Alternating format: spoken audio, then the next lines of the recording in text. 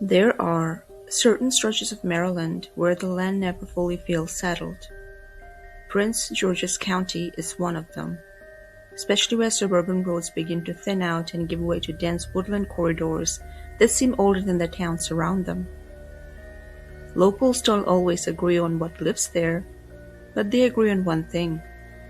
You don't stay on those woods after dark, unless you have a reason you're willing to stand by. The most persistent story tied to these forests is something called the Goatman. It is not a creature that exists in official records, and yet it appears again and again in informal reports, police logs, and private witness statements spanning decades. The descriptions vary in detail, but the pattern remains unusually consistent across time and unrelated observers. Their earliest archive reference dates back to the late 1950s when a park ranger named Harold Vance filed a short but strange report while patrolling the wooded perimeter near the Bellsville Agricultural Research Center. In his report, he wrote that while driving along a service road near the forest boundary, he observed what he initially believed to be a trespasser standing between the trees. However, as he slowed his vehicle, he noted that the figure appeared excessively tall, with proportions inconsistent with any known human subject. He also wrote that it did not react to the vehicle's headlights in a typical manner. Most notably, when he returned with additional personnel less than 20 minutes later, there were no footprints in the soft soil, despite recent rainfall that should have made tracks clearly visible. The report was marked as unverified visual anomaly and was not pursued further at the time. For several years after that, the region produced no formal documentation of similar sightings, but local oral accounts began to emerge, particularly among teenagers in the 1960s and 70s who frequented wooded areas around Prince George's County. One of the most well-known informal sites in these stories was a narrow concrete bridge spanning a drainage ravine, later nicknamed Crybaby Bridge. The bridge became a focal point for local legends, primarily centered around the idea that if one parked on it at night and turned off the vehicle, they could hear the faint sound of a crying infant coming from beneath the structure. However, multiple witnesses over time began reporting something unrelated but geographically close to the bridge: a tall, humanoid figure standing at the edge of the surrounding woods. One anonymous witness, later interviewed as an adult, recalled a night in 1971 when a group of teenagers deliberately went to the bridge to test the legend. He stated that the group initially experienced nothing unusual until approximately 11:30 p.m. when the surrounding environment became unnaturally silent. According to his statement, it wasn't just quiet, it was like the woods stopped processing sound entirely. No bugs, no wind, nothing. He went on to describe noticing a tall shape between the trees that did not move towards them but remained stationary, partially obscured by darkness. He emphasized that the group did not initially react with fear but confusion. It didn't feel like something was coming at us, he said. It felt like something was already there and we were just noticing it late. A more detailed account comes from a group of 3 high school students from Bowie who camped near the same wooded region in 1972. According to recovered tape recordings and later interviews, the group set up camp approximately half a mile from the bridge, intending to document local folklore phenomena. The recording begins with normal environmental sounds and casual conversation. At approximately 11:18 p.m., insect noise reportedly diminishes significantly, followed by a noticeable drop in ambient wind. One of the students, identified in the records only as David, is heard commenting on the unusual silence. "It's like everything just stopped," he says. "Even the cars on the road sound far away." Shortly after this, the recording captures low-frequency interference, described by audio analysts as inconsistent rhythmic noise not matching known animal vocalizations. One student becomes noticeably alarmed and suggests turning off the recording equipment. Before this occurs, a second unidentified sound appears in the recording, described as a heavy, irregular breathing pattern. Witness testimony suggests that at this point, the group visually identified a tall figure at the edge of their flashlight range. One student later said, "It wasn't standing like a man standing still. It was like it forgot how standing worked and was trying to remember." The flashlight reportedly flickered at that moment, and when it stabilized, the figure was gone. The group left the area shortly after. The recording continued running for several minutes afterward, capturing only environmental silence and intermittent low-frequency noise. The tape was later analyzed but never fully explained. Some claimed that faint speech-like structures could be detected when slowed, but no linguistic pattern was ever confirmed.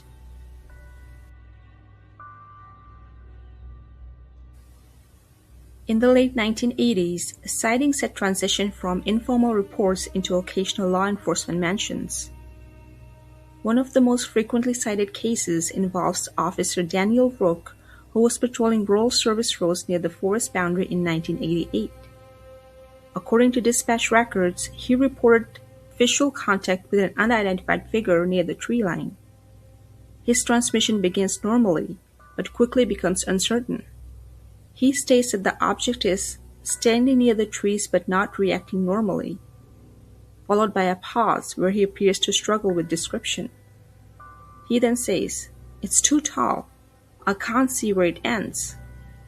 Dispatch attempts to request clarification, but Rook does not respond for several seconds. When he does, his tone has changed noticeably, becoming more cautious. He advises against sending backup through a specific access route, and then communication cuts off entirely. A subsequent search of the area revealed his patrol vehicle parked on the roadside with the driver's door open. The vehicle was undamaged, keys still in the ignition, and no signs of struggle was found. A flashlight was recovered approximately 15 meters from the vehicle, aimed towards the forest edge. No tracks or biological evidence were found despite soft ground conditions. The case was classified as an unresolved field disappearance.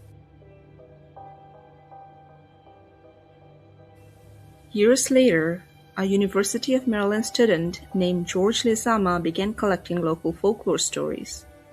He wasn't hunting monsters. He wasn't trying to prove anything supernatural existed. He simply wanted to document stories people already believed. But something caught his attention. Different people who had never met each other kept repeating nearly identical details. The same roads, the same forests, the same descriptions. A creature that appeared at night. A creature that watched people from tree lines. A creature people had started calling the Goatman. Now George himself never claimed he saw anything, but the fact that these stories existed fascinated him. Because legends usually come from somewhere. Sometimes they come from a misunderstanding, sometimes fear, sometimes a real event becomes twisted over time. And then came the story that truly exploded across Maryland. The story of Dr. Stephen Fletcher.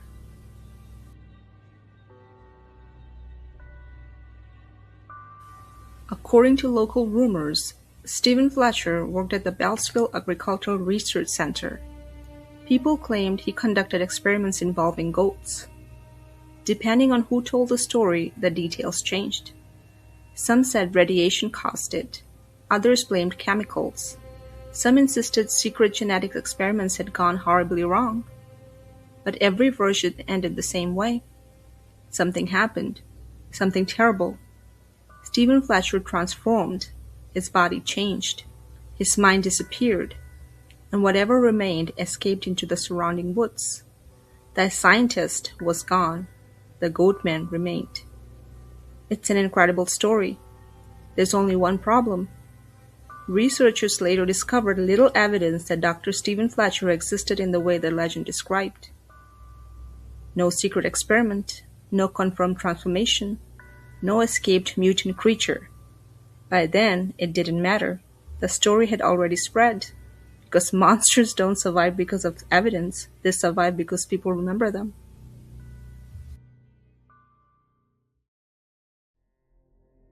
One road became more famous than the others.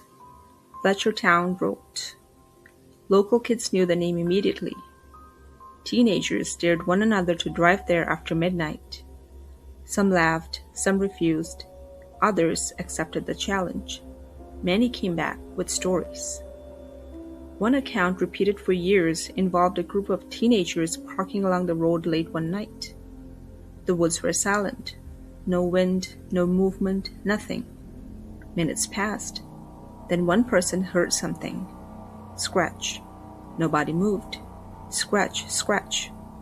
The sound came from outside the car.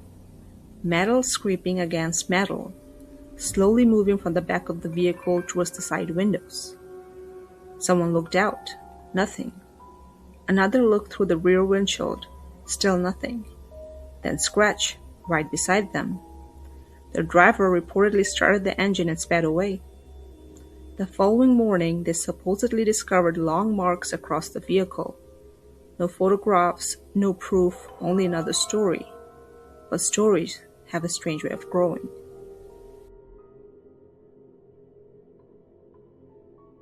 Then came the sightings that people claimed were real.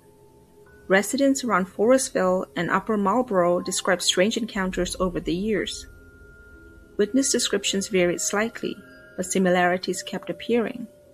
Large, dark fur, walking upright, standing over 6 feet tall, glowing eyes, watching from tree lines, then disappearing, always disappearing. That became one of the strangest parts of Goatman encounters. People rarely described long observations. Most accounts lasted seconds. Someone sees movement, someone notices a figure, someone looks away briefly and then it's gone. Almost like the creature didn't want to be found, only seen. But Maryland wasn't enough, because somehow Goatman started spreading. The creature moved into other states, and each version became darker. Near Louisville, Kentucky, another terrifying legend appeared. People called it the Pope Lake Monster. The creature supposedly lived near the railroad trestle bridge. Descriptions were horrifying. Half human, half goat, dark fur, long limbs, glowing eyes. Witnesses claimed it could imitate voices. Some believed it hypnotized people. Others thought it lured victims towards train tracks. Local residents spent years growing up around these stories. One woman named Jackie Davis later discussed hearing stories surrounding the creature throughout her life. Kids were warned repeatedly, "Don't go to the bridge, don't climb the tracks, stay away after dark." Unfortunately, something terrible happened. People started searching for it. Teenagers wanted proof. Curious explorers wanted evidence. Ghost hunters wanted footage. And real people died while exploring dangerous railroad areas. Not because of monsters, because of belief. That may be one of the most disturbing parts of all. Whether Goatman existed or not, the consequences did.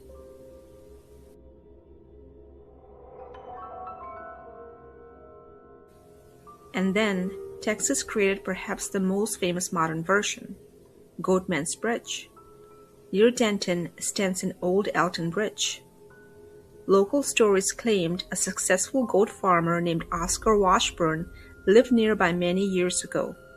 According to legend, racist attackers murdered him. Days later, people claimed his body disappeared. Then strange events began. Visitors reported shadows, growls, strange sounds, feelings of dread. Paranormal investigator Richard Hyatt and others later discussed unusual experiences while investigating the bridge area. People described hearing footsteps despite seeing nobody. Some claimed cameras malfunctioned. Others reported scratches. Some swore they saw figures standing beneath the trees. Today, videos from the bridge have millions of views online, thousands of visits every year. Some leave disappointed, some leave terrified, and some leave with stories that sound strangely familiar.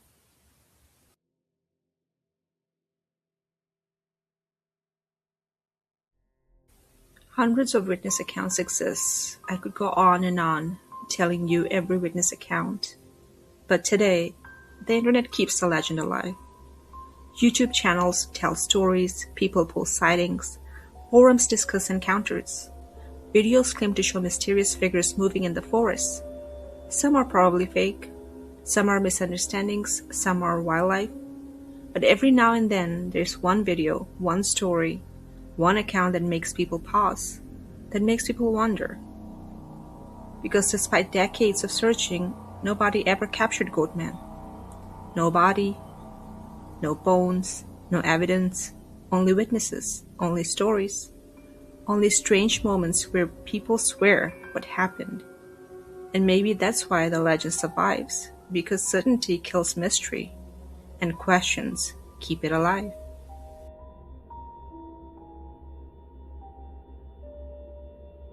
And this is it. This was some of the witness accounts of the Goatman. So what do you think? Has anyone ever seen the Goatman or even the silhouette of something like this?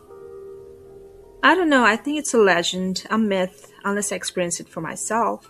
But I do believe people see something. I just don't know what. But if you've made it this far, please like and subscribe. Thanks again for listening. Until the next one.